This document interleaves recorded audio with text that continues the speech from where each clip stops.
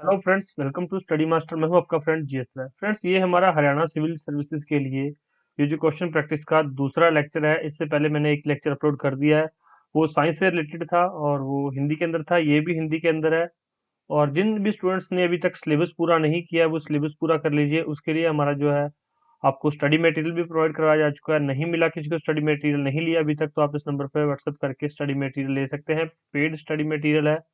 और इसके अलावा अगर आपको फ्री लेक्चर्स चाहिए, फ्री वीडियो लेक्चर है, तो आप हमारे जो है प्लेलिस्ट के अंदर जाकर फ्री वीडियो लेक्चर्स असेस कर सकते हैं। कोई फीस नहीं है लेक्चर्स की, अब वहाँ पर आपको मिल जाएंगे सारे। हिंदी में अवेलेबल है लेक्चर, इंग्लिश में भी अवेलेबल है। इससे पहले हमने एक वीडियो डाला था अभी, जिसके अंदर 10 महत्वपूर्ण बुक्स और कुछ इंपॉर्टेंट बुक्स करवाई गई थी जो हिस्ट्री से रिलेटेड थी। उसी बुक्स से रिलेटेड, उस वीडियो से रिलेटेड ये हमारा लेक्चर है। आज हम इसके अंदर कुछ नियर अबाउट 38 क्वेश्चन है। 38 क्वेश्चन है, ये करेंगे। इससे रिलेटेड जितने भी क्वेश्चन आज तक पूछे गए हैं, बुक से रिलेटेड जितने भी क्वेश्चन पूछे गए हैं या न्यूज़पेपर से रिलेटेड जितने भी क्वेश्चन पूछे गए हैं, वो सारे हम इस वीडियो के अंदर डिस्कस करेंगे। और वीडियो के लास्ट तक आपको कोई भी डाउट नहीं बचेगा। अगर फिर भी कोई डाउट रह जाता है तो आप हमें कमेंट करके पूछ सकते हैं। चलिए वीडियो को जल्द से जल्द शुरू करते हैं। फर्स्ट क्वेश्चन, इसके अंदर दो सूचियां दी गई हैं, सूची 1 और सूची 2। सूची 1 में समाचार पत्र है और दूसरी सूची में उसके प्रकाशक हैं। तो इसमें क्या करना है, सही उत्तर चुनना है, सूचियों का मिलान करके सही उत्तर चुनना है। तो एक साइड समाचार पत्र पहले देख लेते हैं। बंगाली, बंगवासी, वंदे मातरम, अमृता बाजार पत्रिका, चार यहाँ पर जो है कुछ समाचार पत्र हैं और उनके प्रकाशक। पहला प्रकाशक जोगेंद्र नाथ बोस, अरविंद घोष, सुरेंद्र नाथ बनर्जी, मोतीलाल घोष। ऐसा क्वेश्चन आ जाए, मैंने पहले भी बताया था आपको, बहुत आसान क्वेश्चन होता है। अगर आपको कोई भी एक या दो पता है तो आप इसका आंसर फाइंड आउट कर सकते हैं। चलिए देखते हैं। जैसे मुझे बताया, बंगाली किसके द्वारा लिखा गया था, तो बंगाली अरविंद, सॉरी, ये बंगाली सुरेंद्र नाथ बनर्जी के द्वारा प्रकाशित किया जा रहा था। बंगाली सुरेंद्र नाथ बनर्जी के द्वारा प्रकाशित किया जा रहा था। देखिए ए का तीसरा है, तो ए का तीसरा यहाँ पर बी और सी है, ए और डी हट गए अपने आप। चलिए दूसरा देखते हैं। बंगवासी, बंगवासी जोगिंदर नाथ बोस के द्वारा प्रकाशित किया जा रहा था। बंगवासी जोगिंदर नाथ बोस, तो यहाँ पर बी, ये ठीक है, यहाँ पर बी का फर्स्ट हो गया, तो ये भी गलत हो गया। यहाँ पर राइट आंसर क्या है, बी। सही उत्तर कौन सा है, बी। चलिए देख लीजिए। वंदे मातरम, वंदे मातरम अरविंद घोष द्वारा प्रकाशित किया जा रहा था और अमृता बाजार पत्रिका मोतीलाल घोष के द्वारा प्रकाशित किया जा रहा था। ठीक है, ये हमारा पहला क्वेश्चन हो गया। दूसरी तरफ क्वेश्चन देखते हैं। India wins freedom, India wins freedom पुस्तक आत्मकथा किसकी आत्मकथा है? इंडिया विंस फ्रीडम, तो मैंने आपको जब ये बुक्स वाला चैप्टर करवाया था तब बहुत अच्छे से बताया था। इंडिया विंस फ्रीडम मौलाना अब्दुल अबुल कलाम आजाद की आत्मकथा है। मौलाना अब्दुल कलाम आजाद की, ठीक है, याद रखेंगे आप इसको। निम्नलिखित में से कौन सी पुस्तक तिलक ने लिखी थी? बाल गंगाधर तिलक, जो कि बीजी तिलक है, इनमें से कौन सी बुक जो है बाल गंगाधर तिलक ने लिखी? अब इसमें से आपको थोड़ा सा एक चीज बता देता हूँ, जैसे कि गोखले माई पॉलिटिकल गुरु, ये गांधी जी ने लिखी थी। डिस्कवरी ऑफ इंडिया, ये जवाहरलाल नेहरू ने लिखी थी, तो ये भी हटा देते हैं। इंडियन ट्रांजिशन या फिर गीता रहस्य, गीता रहस्य रविंद्रनाथ टैगोर की रचना है। तो राइट आंसर क्या है, इंडिया इन ट्रांजिशन, सॉरी, ये जो वो गीतांजलि है उनकी पुस्तक, ये गीता रहस्य जो है ये तिलक की लिखी हुई है। ध्यान रखिए, गीता रहस्य जो है, जिस तरह से मैं कंफ्यूज हो गया, आपको एग्जाम में जाके कंफ्यूज नहीं होना है। राइट आंसर क्या है, गीता रहस्य, जो कि तिलक के द्वारा लिखी गई पुस्तक है। जब मैंने पुस्तकों वाला चैप्टर, सॉरी, वहां पर करवाया था, लेक्चर दिया था पुस्तकों वाला या बुक्स वाला, उसमें करवाया गया था। डिस्क्रिप्शन बॉक्स में वो दिया गया, आप लोग देख सकते हैं, आपको वहां पर सारी चीजें मिल जाएंगी। 10 से 12 मिनट का वीडियो और सारी इंपॉर्टेंट बुक्स उसमें मैंने बताई थी आपको। नेक्स्ट है, निम्नलिखित में से कौन सुमेलित नहीं है, जिसका सही सम्मेलन नहीं किया गया, सही नहीं मिलाया गया है? तो देखिए, अनहैप्पी इंडिया, एक तरफ पुस्तकें हैं, दूसरी तरफ उनके राइटर हैं। तो कौन सी पुस्तक किसने नहीं लिखी है? तो अनहैप्पी इंडिया बाल गंगाधर तिलक द्वारा नहीं लिखी गई है, याद रखना। बाकी सारी पुस्तकें सही मिलाई गई हैं। Durgesh Nandini, Bankim Chandra Chatterjee, India wins freedom, Abul Kalam Azad, ये भी हमने यहाँ पर देखा है। Poverty and un British rule in India, Dadabhai Naoroji. याद रखेंगे इन पुस्तकों के बारे में, जो मैं आपको बहुत अच्छे से करवा रहा हूँ। और जब मैंने आपको लेक्चर दिया था तब भी मैंने बहुत अच्छे से आपको ये सारी पुस्तकें करवाई थी कि कौन सी पुस्तक किसके द्वारा लिखी गई है। दोबारा से एक बार याद कर लीजिए। Durgesh Nandini, Bankim Chandra Chatterjee, India wins freedom, Abdul Kalam Azad, poverty and un British rule in India, Dadabhai Naoroji. और मैंने आपको जो पहली बुक कराई थी वो कौन सी कराई थी, अनहैप्पी इंडिया, किसके द्वारा लिखी गई थी? लाला लाजपत राय द्वारा।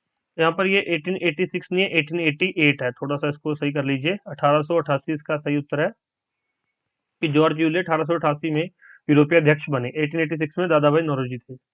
भारतीय राष्ट्रीय कांग्रेस ने निम्नलिखित अधिवेशनों में से किसकी अध्यक्षता विजय राघव चरियार ने की थी? यहाँ पर देख लीजिए किसकी अध्यक्षता विजय राघव चरियार ने की थी। यहाँ पर 4 अधिवेशन दे रखे हैं, तो अगर आपको थोड़ा बहुत याद है तो आप इसका कर सकते हैं। वो है नागपुर अधिवेशन 1920। तो इसके बारे में मैंने अलग से लेक्चर बना रखा है, जो भी इंपॉर्टेंट अधिवेशन हुए थे कांग्रेस के वो सारे मैंने अलग से लेक्चर बना के अपलोड कर रखा है। अगर आपने देखा है तो ठीक है, नहीं देखा तो देख लीजिए, आपको सारी चीजें मिल जाएंगी चैनल पर। वहां पर आप देख लीजिए, सारे अधिवेशनों के बारे में मैंने बताया था। निम्नलिखित में से किस अधिवेशन में कांग्रेस ने पहली बार भारतीय रियासतों के प्रति अपनी नीति की घोषणा की थी, या फिर अपनी नीति को घोषित किया था?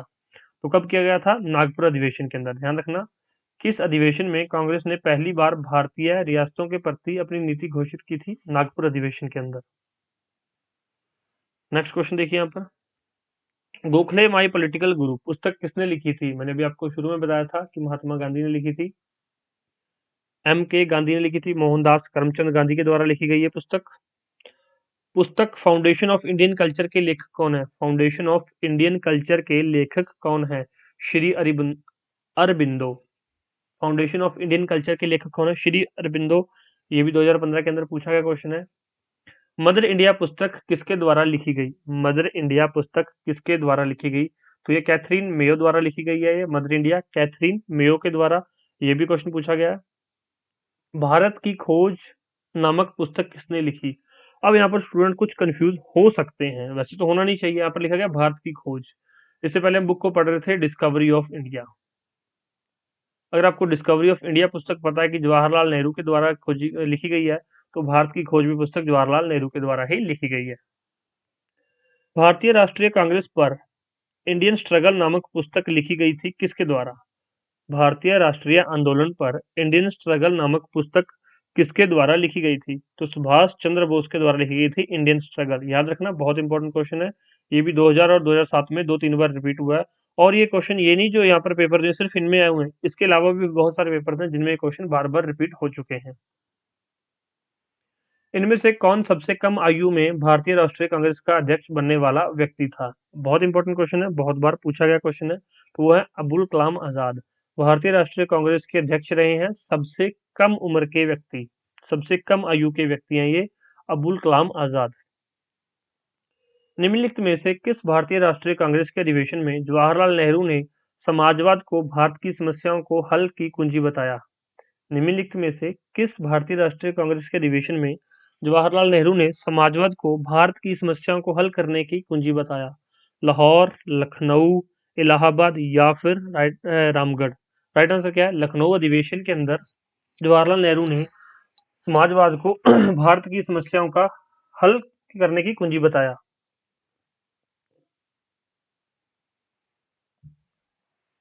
नेक्स्ट क्वेश्चन देखिए यहाँ पर, वह प्रदेश कौन सा था जहां बाबा रामचंद्र ने किसानों को संगठित किया? तो बाबा रामचंद्र ने किसानों को कहां पर संगठित किया? अवध, बिहार, बंगाल, आंध्र प्रदेश? राइट आंसर क्या है? अवध। एक और चीज मैं आपको बता देता हूँ। कुछ स्टूडेंट्स को क्या होता है, जल्दी से चीजें याद नहीं रहती। अगर आपको जल्दी से चीजें याद नहीं रहती, मान लीजिए आप एक क्वेश्चन प्रैक्टिस कर रहे हैं, टोटल 38 क्वेश्चन है।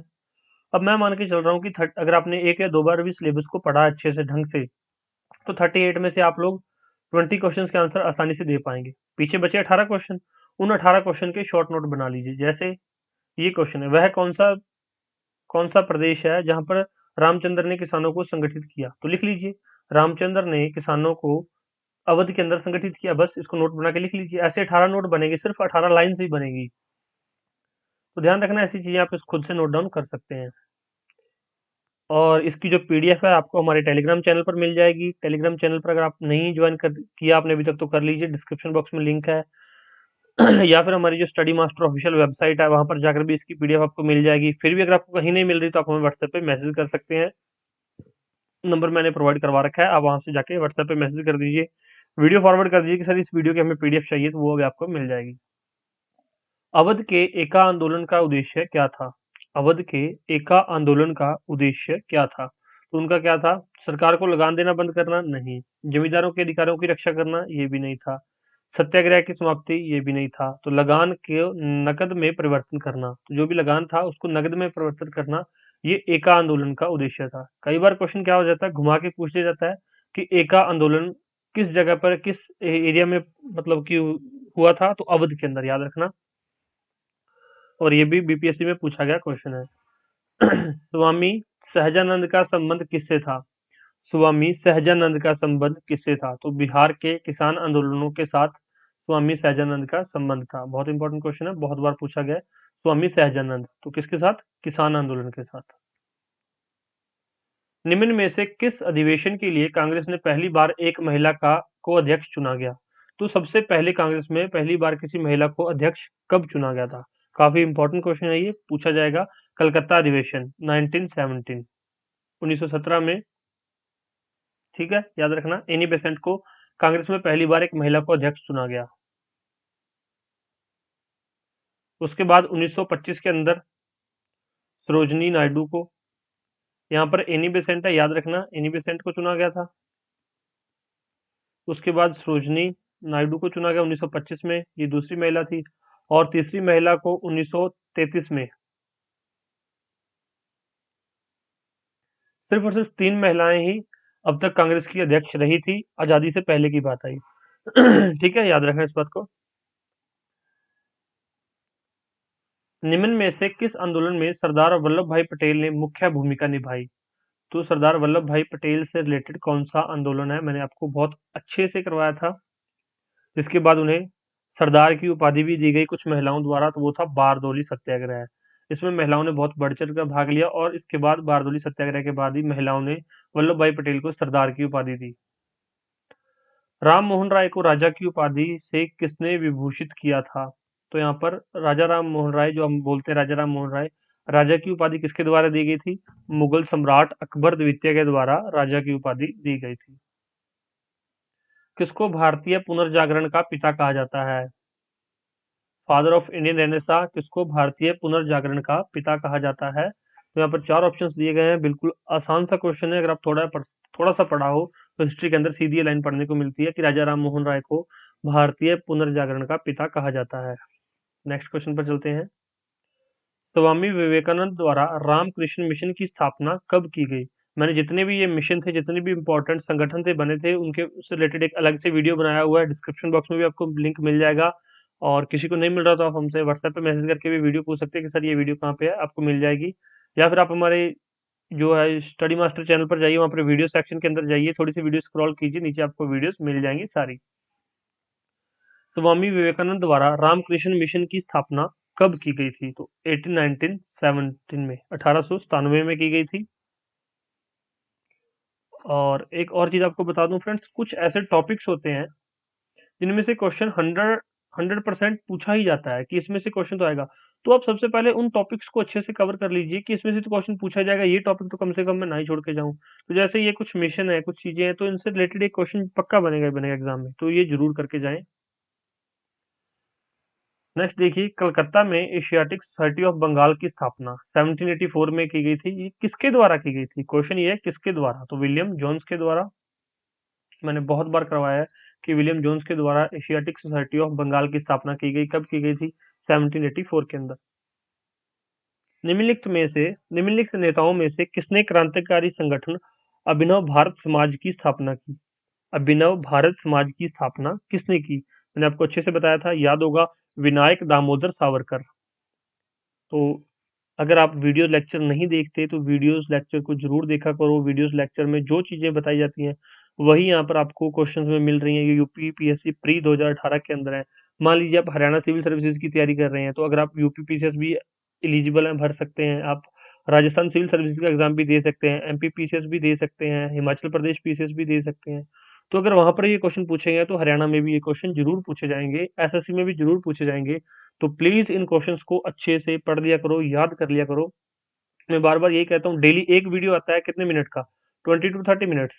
तो दिन में खुद के लिए 20 से 30 मिनट प्रैक्टिस करने के लिए आप जरूर निकाला कीजिए, एक वीडियो जरूर देखा कीजिए।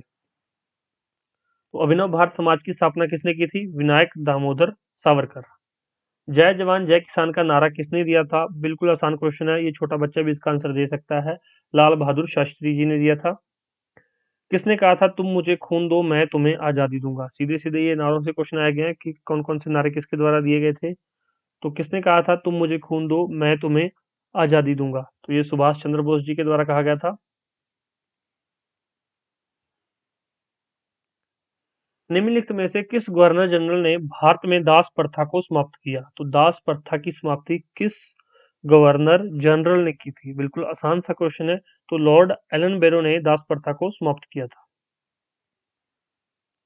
दयानंद सरस्वती द्वारा स्थापित किया गया क्या? ब्रह्म समाज, आर्य समाज, प्रार्थना समाज या फिर बहुजन समाज? तो दयानंद सरस्वती द्वारा कौन सा समाज स्थापित किया गया था? आर्य समाज।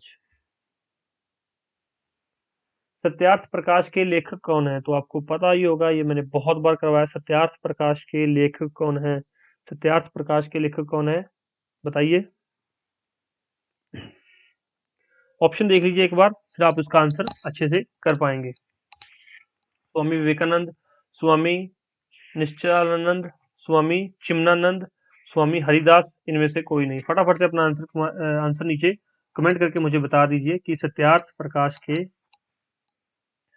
प्रकाश के लेखक कौन है। आपको पता होना चाहिए, नहीं पता तो जाइए इसको सर्च कीजिए, सर्च करके फिर आंसर को आप कमेंट करके बताइए मुझे। चलिए मैं ही आपके लिए बता देता हूँ कि सत्यार्थ प्रकाश किसके द्वारा लिखी गई थी। तो स्वामी दयानंद सरस्वती के द्वारा। स्वामी जरूर है, दयानंद सरस्वती। ठीक है, सत्यार्थ प्रकाश दयानंद सरस्वती जी की द्वारा लिखी गई है।